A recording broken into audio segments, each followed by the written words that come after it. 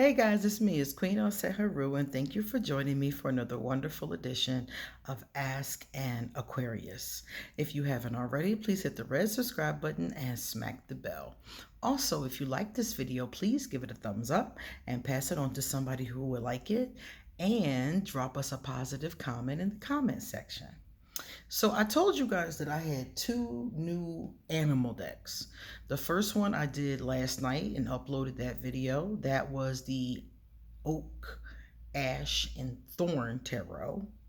Today, I want to talk about the Spirit Song Tarot by Paulina Cassidy. Now, Paulina Cassidy has quite a few decks out. I've seen them, and they're all attractive, but this is the only one I really felt the need to have in my collection. And I told you guys, I've just recently got into animals, and her depictions of these animals just warmed my heart. And I was like, oh my God, I gotta have this deck. It's a deck and it's a guidebook with it. And the only thing I would say about this is that it's all animals. So if you're new to tarot, it could be challenging. If you're somebody who reads intuitively, or if you already know the cards front and backwards, it won't be that big of a deal that the beings you're getting ready to see are all animals. And if you are somebody who's just learning tarot, this is something that I would probably learn on the Rider-Waite. You're going to hear me say that all the time. The Rider-Waite Smith, I really feel like is the best deck to learn on. But after you've learned, I think you should venture off. I think you should look at other decks, and I think you should see the beautiful artwork, because there's a lot of beautiful artwork out there. So I'm going to show you these. First and foremost, let me show you this box. Nice and sturdy. And it's a two-part box, got the little finger holes in the side. You can pause here if you would like to check it out.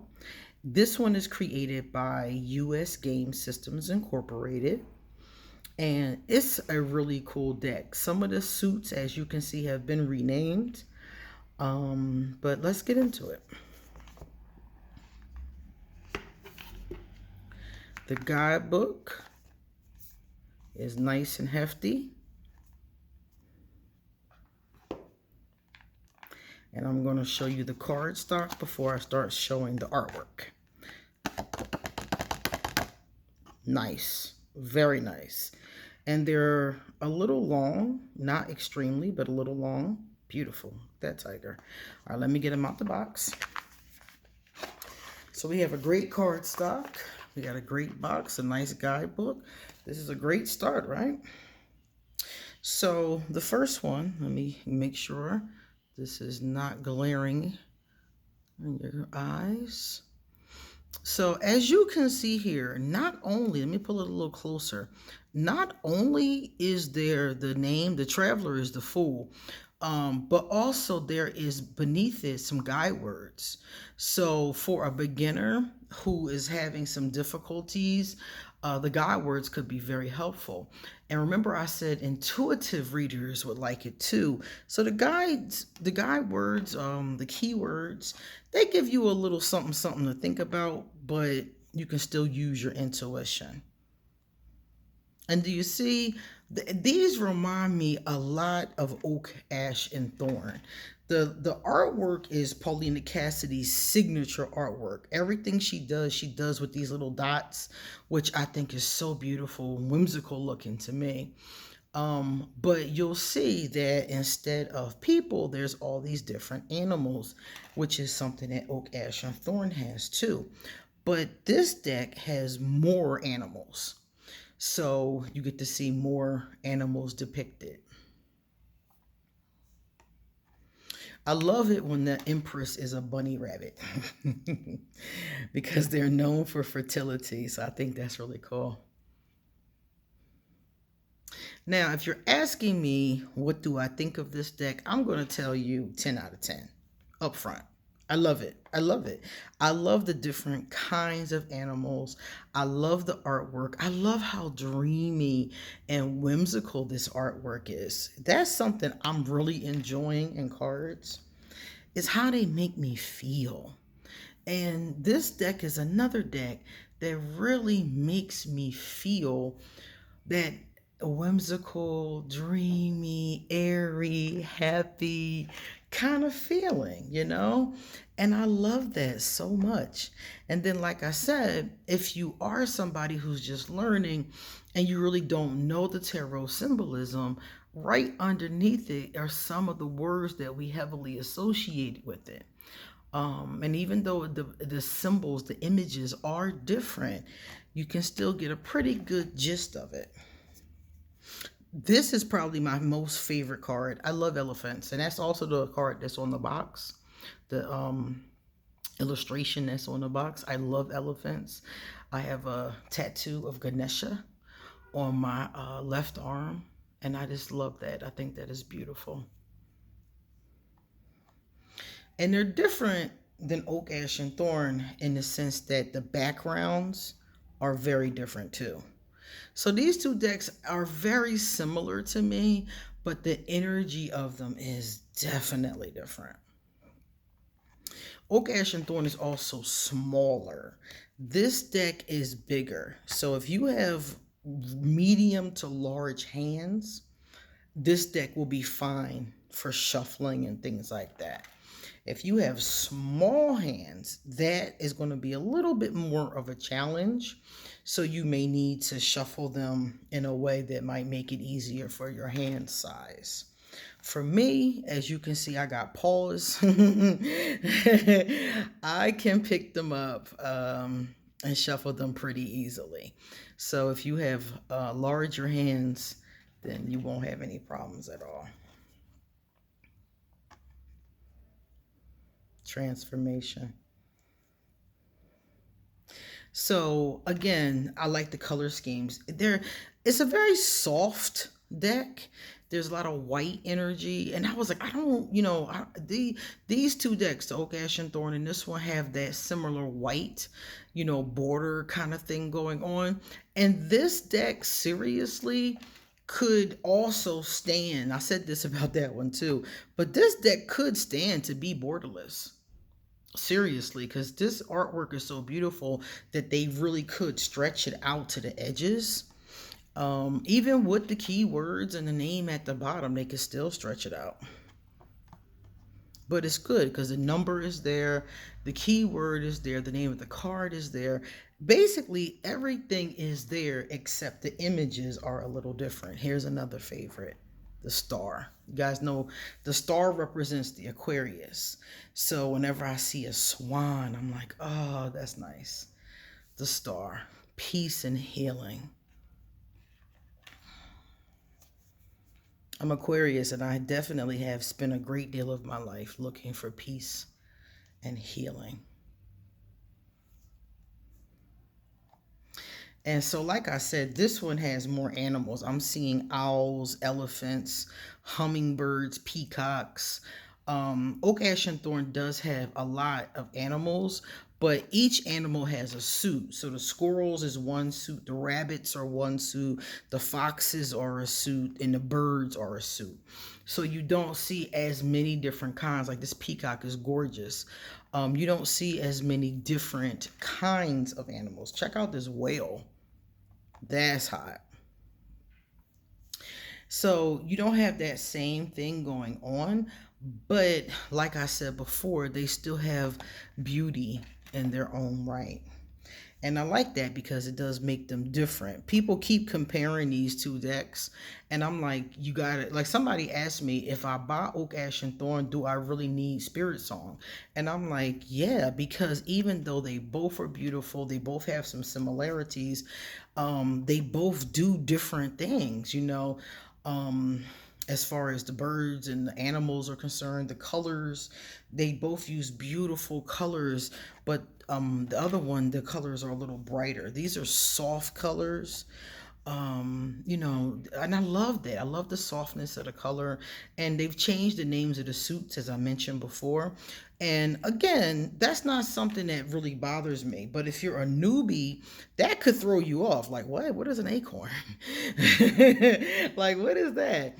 And they told us that the acorns are wands and fire, the feathers are swords and air, The shells are going to be for cups and water, and the crystals are for coins and earth. So if you're new to reading, you looking like, what is this? So that's why it always pays to take a look at the back of the book and or the guidebook before you get started, because these kinds of little things sometimes you might not know, and creators usually do mention them in the guidebook. That's why the guidebook is so important, because you know, when you know how to read, a lot of us don't read the guidebook anymore. You know, we're just like, yeah. You know, some of us toss the guidebook to the side.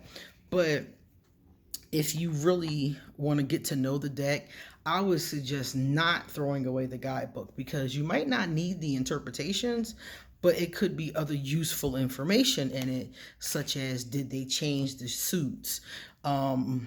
Did they change the court cards? Sometimes there is a princess and a prince. Other times it's a knight and a page. You know, so the question becomes, you know, did they change anything? Different people like it in different ways.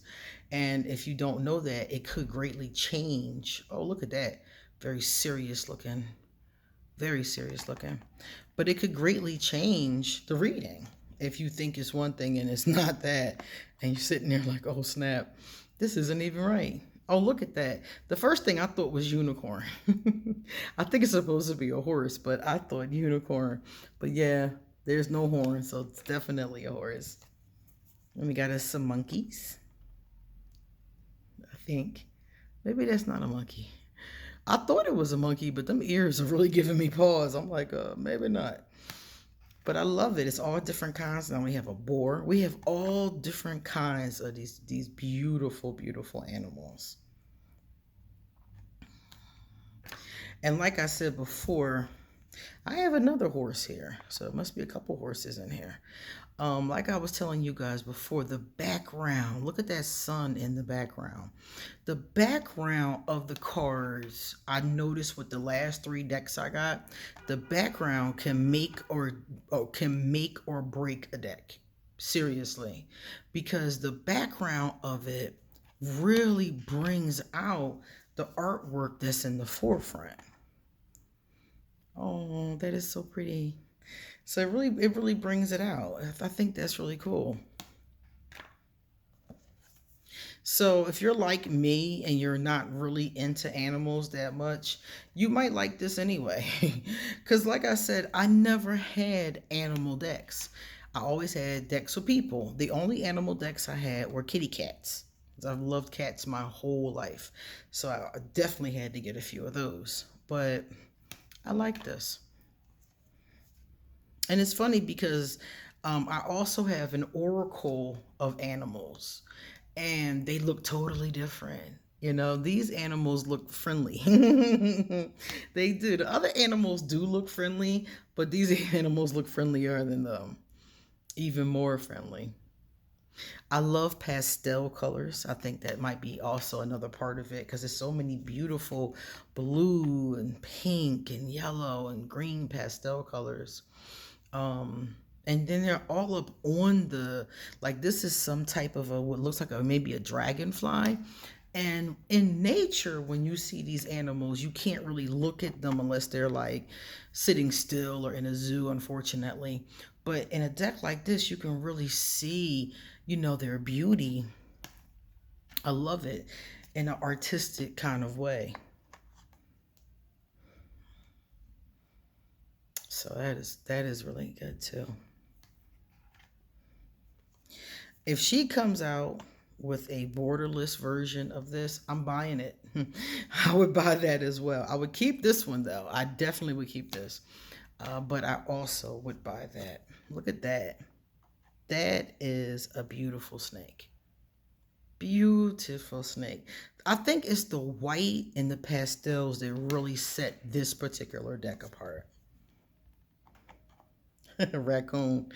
Raccoons are such mischievous little beings, I swear. A friend of mine had raccoons that had ripped into her roof. Oh, did they cause so much damage? It was really awful. Those raccoons, they're cute, man, but they cause a lot of damage. Oh, okay, a bat. I love that because I'm used to seeing bats, and that's my card too, the Queen of Feathers. I'm used to seeing bats black, so to see it with that color scheme is really cool. Ah, the King, but of course he is the Lion. Now the cups. Here we are. The cups. A lot of people don't know this, but the cups are my favorite suit in tarot. So you guys are the first to know that. I love the cups, particularly the Two of Cups. It's depiction of unity, harmony, love. You know, I see the Two of Cups as a good relationship, a happy, harmonious, cooperative relationship. And notice I didn't say perfect, because I don't think anything in the world is perfect. I think perfection is a myth. And I think many of us spend so much time chasing it that we miss all of the beautiful moments that we bypass. This looks like a firefly to me. I like that. I was just saying the other day, when I was a kid, we used to go outside with jars and we would catch the fireflies. We called them lightning bugs back then. And we would go catch them and try to keep them forever. But just like anything else, if you keep it in a jar, even with holes in it, it doesn't like it. And it eventually, unfortunately, perishes.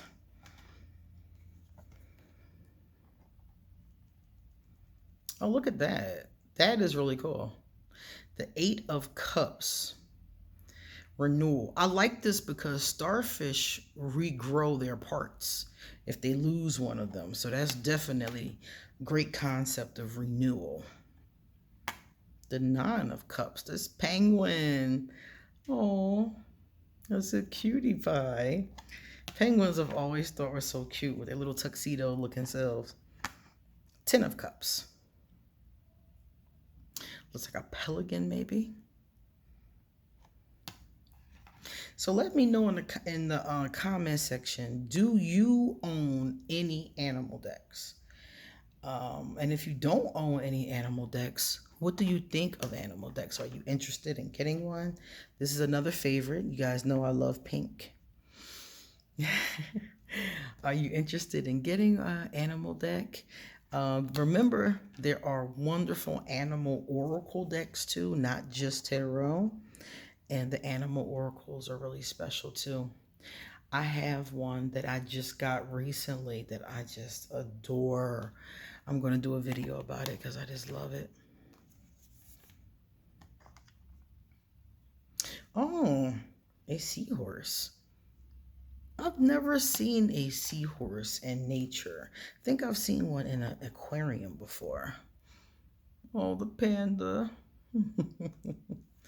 I like pandas a lot. I think it's because of the movies. The panda is always depicted as being a cutie pie, you know? And they look like cutie pies.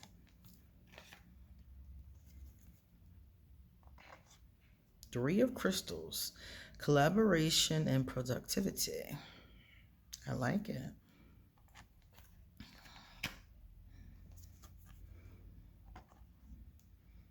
Looks like an otter. I think it's an otter. I like otters because they mate for life. Otters and swans, if I'm not mistaken, mate for life. And I thought that was cool. Oh, this is a ladybug. I know a lot of people who love ladybugs. This looks like Timon from The Lion King. It's probably the same kind of being that Timon is. And I don't remember, was he a meerkat, I think it's called? My knowledge of animals is not very great.